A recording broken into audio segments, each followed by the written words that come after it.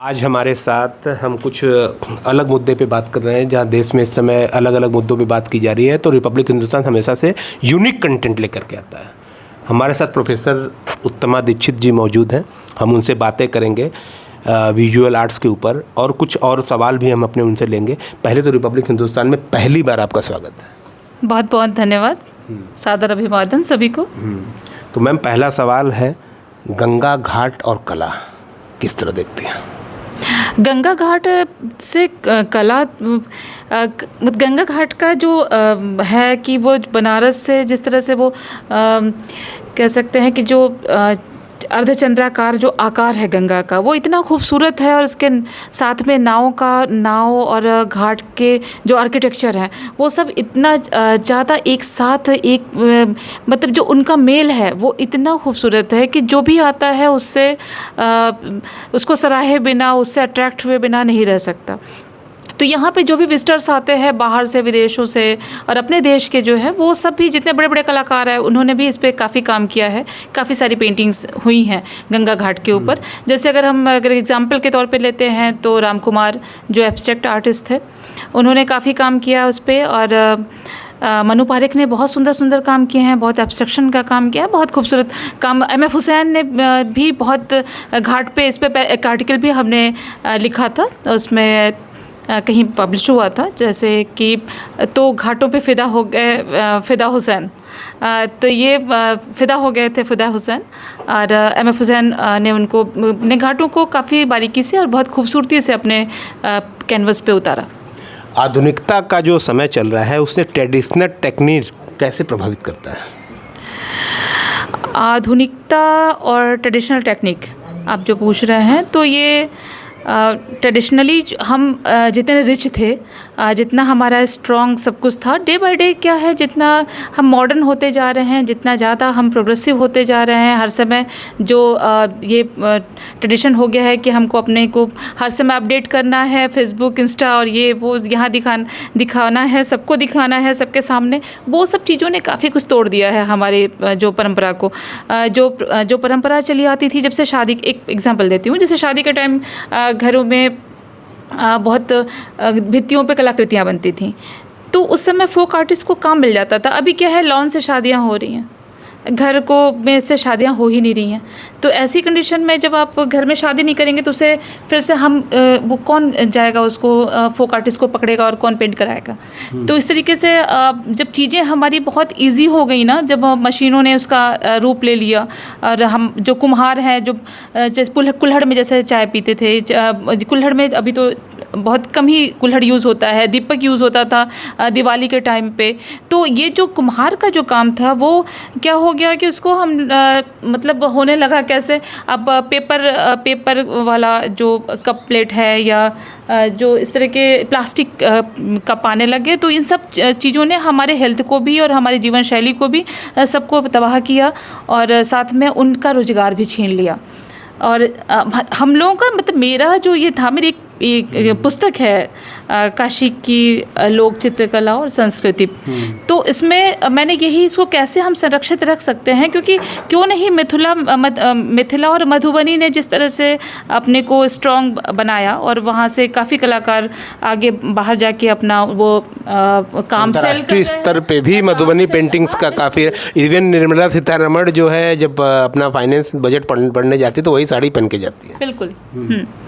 तो अगर वो लोग अगर इतना ज़्यादा इसको इतना शिखर पे पहुंच सकते हैं, तो हमारी यहाँ की जो बनारस के आसपास, काशी के आसपास का जो क्षेत्र है, यहाँ की लोक चित्रकला को भी इस तरह का मिलना चाहिए। और इसके लिए हम लोग संरक्षित करने के लिए जो भी कर सकते हैं वो प्रयास वो कर रहे हैं। अभी जो 15 दिन की जो कार्यशाला जो चल रही थी, जिसमें कि कल मेरा वक्तव्य था, तो वो भी उनका भी यही काशी को लेकर के इसी तरह का संरक्षण करने का ही मतलब उसका तरीका वही है कि हम कैसे इसको लोगों को जोड़ करके और किस तरह से अपने कल्चर हेरिटेज को हम बचा सकते हैं, कैसे लोग जीवन। तो देखिए, वो चीज़ें तो कहीं कहीं मॉडर्नाइज होना ज़रूरी है कि अगर वो नहीं होगा तो हम उस तरह से तन तरीके से जी भी नहीं सकते। तो चीज़ें ज़रूरी हैं, लेकिन हम किस तरह से उसको भी जोड़े रहें और अपनी जड़ों से जुड़े रहें और उसके बाद आगे भी प्रोग्रेस करते रहें। हमको इस तरह से सोचना चाहिए, उस तरह से उस दिशा में काम करना चाहिए। मुगल आर्किटेक्ट, ज़्यादा समय नहीं लूँगा आपका, कीमती समय है। मुगल आर्किटेक्ट जो है और जो अंग्रेज़ों का आर्किटेक्ट है वो कितना प्रभावित करता है? देखिए यहाँ पे जो घाट की जब हुई तो घाट के को बनारस, जब काशी का जो कहते हैं ना, शंकर के त्रिशूल पे काशी थी। और जब ये काशी जब यहाँ पे जो जैसे हम इसका प्रमाण महाभारत, रामायण, वेद से शुरू होता है और उसके बाद जैन ग्रंथ और बौद्ध धर्म में भी उल्लेख मिलता है, सारनाथ है और बहुत सारे आर्किटेक्चर यहाँ बने। तो लोगों का बहुत सारे राजाओं जो थे, जैसे कि मौर्यकालीन, शुंगकालीन, गुप्तकालीन, और उन सब का अट्रैक्शन इधर हुआ और वो इधर आए, उसमें मुग़ल भी आए। और मुग़लों ने तो काफ़ी कुछ समय तो ठीक रहा, लेकिन औरंगज़ेब ने तो काफ़ी तोड़फोड़ भी की, डिस्ट्रॉय ही किया। हाँ, तो इस तरह से हमारी जो संस्कृति और परंपरा रही, तो उसमें बहुत सारे राजाओं का योगदान है यहाँ की घाट की जो आर्किटेक्चर के लिए। तो उन सब ने अपना अपना कंट्रीब्यूशन दिया और सब ने, अहिल्याबाई होलकर हैं, उन्होंने अपना इतना खूबसूरत मंदिर बनाया। तो सभी का योगदान है और घाट इस तरह से जीवंत बना हुआ है जिसमें बहुत सारे राजाओं का योगदान है। ईश्वरी नारायण सिंह जब गद्दी पे बैठे तब तो उस समय, उसके बाद बहुत सारे कंपनी शैली, पटना स्कूल जो शुरू हुआ, उसके बाद काफ़ी सारा काम होने लगा कंपनी स्टाइल में, जिसका कि मुर्शिदाबाद और पटना और नेपाल तक केंद्र था। विजुअल आर्ट अब कहाँ से देखती हैं इस समय? उत्तमा दीक्षित जी कहाँ से देखती हैं? यहाँ पे छात्र जो आ रहे हैं उनके लिए करियर में क्या स्कोप है, आगे चल कर के क्या है, आप कहाँ देखती हैं, कहाँ भारत स्टैंड कर रहा है? देखिए, एक संकाय प्रमुख और head of department of painting होने के साथ साथ, मैं संकाय प्रमुख होने के साथ साथ एचओडी भी रही। अच्छा, आप एचओडी भी हैं? जी, तो हाँ, तो उसमें मैंने देखा कि कहाँ जैसे इसके पहले सिंपल जब प्रोफेसर थी तो मुझे कुछ चीज़ें नहीं पता थी कि कहाँ दिक्कतें आती हैं, एडमिनिस्ट्रेशन कैसे वर्क करता है। उसके बाद मुझे रियलाइज़ हुआ कि बहुत सारी चीज़ें अगर हम और आसान कर सकते हैं तो हमारे स्टूडेंट्स को दिक्कत नहीं होगी और हम इनका करियर भी बहुत अच्छा हो सकता है। और इस दिशा में तो विजुअल आर्ट बहुत पहले से इस्टेब्लिश है और BHU का एक अपनी पोजीशन है, एक अपना नाम है और उसमें विजुअल आर्ट हमेशा से अच्छा करता रहा है। छात्रों को क्या संदेश देंगी, जो आने वाले छात्र जो विजुअल आर्ट्स में अपना करियर बनाना चाहते हैं, उन्हें क्या संदेश देंगे? वो काम करें, मेहनत करें, वो पहले वाली बात नहीं रही। अभी क्या है कि हम लोग कहते हैं कि कोई कंपोजिशन करो या कुछ भी, कोई उनको क्रिएटिव काम करने के लिए कहा जाता है तो वो गूगल सर्च ना करें और इमेजेस डाउनलोड ना करें और वो खुद से सोचें, इमेजिन करके काम करके और स्पॉट पे जा करके पेंटिंग करें। न कि जैसे घाट बनाना है, अब घाट की इमेज लेके आप काम करेंगे, पेंटिंग करेंगे, और घाट को देख करके आप काम करेंगे, वहाँ पे बैठ करके काम करेंगे, तो वो दोनों में बहुत फ़र्क हो जाता है। तो वो हम संदेश यही है कि वो उस स्पॉट पे जा करके काम करें, ना कि वो इमेज देख करके। आखिरी सवाल, हर चीज़ का देखिए, कलाकार कोई भी हो, कलाकार को एक मंच चाहिए होता है और सबसे बड़ी बात है कि उसे अभिवादन भी मिलना चाहिए, लेकिन तीसरा सबसे बड़ा है कि आर्थिक समस्या, इसमें आर्थिक समस्याएं कितनी आती हैं, ये बताइए। कैसी आर्थिक समस्या समझ? कभी फाइनेंशियली प्रॉब्लम करना पड़े छात्रों को, ऐसा कुछ? इसमें विजुअल आर्ट्स में क्या होता है कि ऐसा इनका यहाँ पे तो इनका करियर बहुत सुरक्षित है। क्योंकि ज़्यादातर जो यहाँ पे आते हैं, एडमिशन लेते हैं कि एंट्रेंस एग्ज़ाम ही काफ़ी टफ है।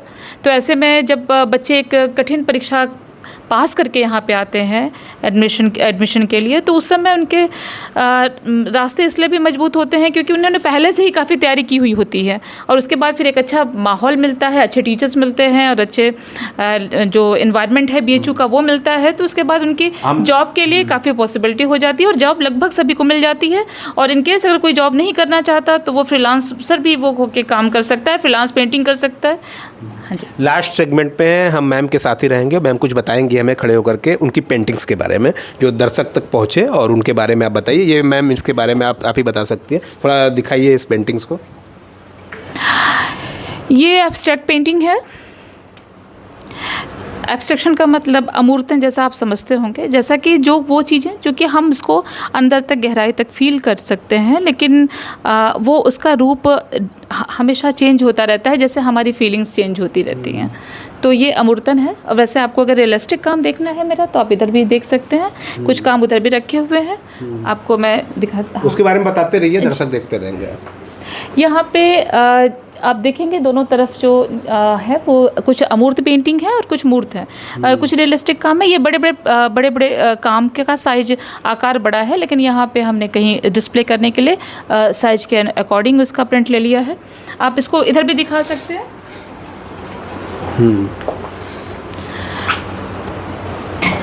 ये भी एब्स्ट्रैक्ट पेंटिंग है जिसमें कि एक उस तरह से उसको हम कह सकते हैं इंस्टॉल किया गया है अलग अलग पेंटिंग्स को। इधर जो है आप इधर देखिए, ये दिखाइए, इसके बारे में क्या कहेंगे? थोड़ा पास चले जाइए, क्योंकि वो पेंटिंग एक्चुअली काफ़ी बड़े साइज में है, और लेकिन इसमें हमने यहाँ पे आपने ही बनाया है? जी हाँ, ये सारी पेंटिंग्स हमारी बनाई हुई हैं और अलग अलग फेस की हैं। जब आप शुरू करते हैं तो क्या संदेश देना चाहता है? अब संदेश क्या, संदेश हर चीज़ नहीं देती है। ये न्यूज़पेपर नहीं है, ये पेंटिंग है। हाँ, ये पेंटिंग संदेश नहीं देती, ये सुंदरता दिखाती है। अच्छा, सुंदरता सिर्फ दिखाती। कभी कभी पेंटिंग्स के माध्यम से अच्छे संदेश भी मिलते हैं। संदेश भी मिलता है, आप संदेश 100%, लेकिन पेंटिंग का उद्देश्य जो है वो इंसान को शांत रखना, खूबसूरत। चलिए जाते जाते अपना कोई फेवरेट बता दीजिए, कौन आपका फेवरेट रहा, किसका आदर्श आप थी तब आप इसमें आए? किस में आई मतलब इस फील्ड में? हाँ, आपका कोई फेवरेट पेंटर या कोई विजुअल आर्ट्स में आपका जो एक नाम हो। एम.एफ. हुसैन तो सबके फेवरेट है। नहीं, ऐसा नहीं है। हमें कि कोई खास नाम सबका फेवरेट नहीं हो सकता। यहाँ पे तो पर्सन टू पर्सन वेरी करता है, और एक टाइम के बाद मुझे नहीं लगता कोई किसी से इन्फ्लुएंस होता है। तो मेरे जितने गुरुजन ने, जिन्होंने मुझे शिक्षा दी, जिन्होंने पढ़ाया, और इसके अलावा जो बहुत सारे कॉपीराइट का कोई सिस्टम गवर्नमेंट ने बनाया है कि नहीं?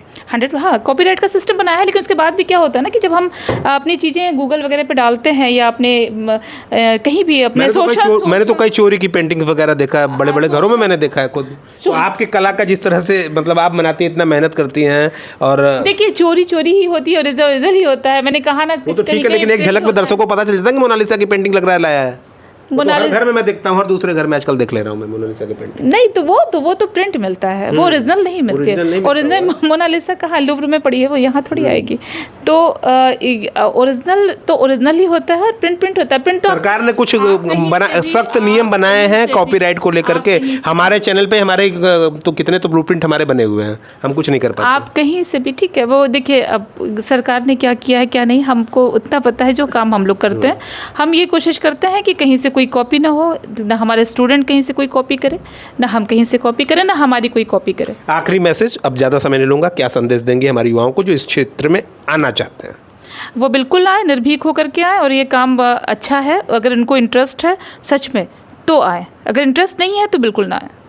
क्योंकि पेंटिंग जो है ना वो बहुत टाइम मांगती है, और जो अंदर की फीलिंग है ना, जब वो पेपर पे उतरता है, वो कैनवस पे उतरता है, अगर आपके अंदर वो चीज़ ही नहीं रहेगी ना, आप उतार ही नहीं सकेंगे। तो वो ज़रूरी है कि आप पहले खुद उसके बारे में सोचें और फीलिंग रखें, तभी इस क्षेत्र में आए। और इस क्षेत्र में करियर बहुत अच्छा है, इसलिए कोई डरने की ज़रूरत नहीं। ये थी हमारे साथ उत्तमा दीक्षित जी, जिन्हें हमने कल सुना और हम अनुपस्थित रहे, लेकिन बावजूद इसके हम आए यहाँ पे, इनसे बातें की। रिपब्लिक हिंदुस्तान के लिए उत्तमा दीक्षित जी के साथ जितेंद्र यादव, धन्यवाद।